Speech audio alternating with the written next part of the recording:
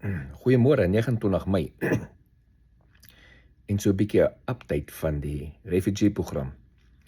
As jy moet gaan vir die USCIS jou live interview, wat moet jy saambring en wat moet jy nie saambring nie? Eerste ding wat jy moet saambring, baie belangrik en ek kan hierdie nie meer duideliker stel nie. Al die dokumente wat jy geupload het, moet jy die oorspronklikes saambring, elke liewe papier. So, wat jy kan doen is, sit daai in 'n folder vir jouself. As jy afskrifte van dit gemaak het, laat jy afskrifte certified true copies. Hulle wil die oorspronklike dokumente sien. So, bring die oorspronklike dokumente, dit wat jy geupload het. Al het jy dit geupload, hulle wil dit nog steeds fisies in hulle hande sien. Vir die ouens wat enige iets in die verlede 'n hofsaak teen jou gehad het.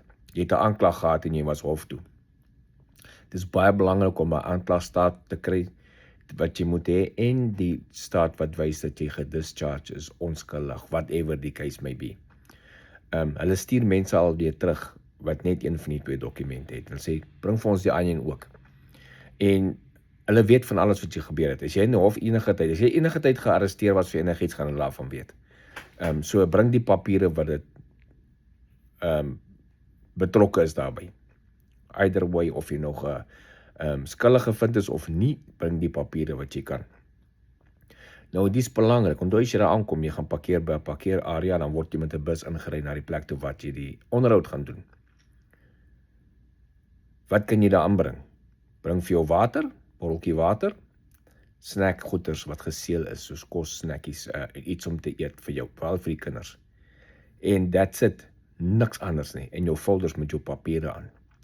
So, goed wat jy, kom ek gou net hier per lys bring, goed wat jy nou nie kan inbring daar nie. Dat ek net seker maak, ek het vir jou mooi duidelik hier. As jy 'n handsak by jou het, probeer om nie 'n handsak te bring nie. Net die folder, en as jy 'n handsak het, leeg, maak hom leeg, maak seker alles is leeg, sit daar in jou water, en 'n kosnekkie of so. So,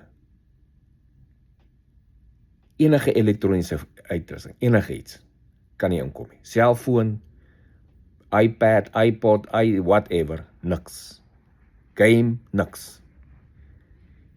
Geen earbuds nie, in jou ore, daai wat nou, moenie vergeet in jou ore, en jy los jou selfoon in die kar, en vergeet die earbud in jou ore nie, want baie mense ry met die goed mos permanent in hulle ore rond, dan vergeet hulle daar. Niks USB ports nie, niks charger kabels nie, niks power packs nie. Dan kyk die dames veral in julle handsakke, naalknippers, naalveeltjies, klein messietjies, klein skertjies, niks, alles moet uit wees.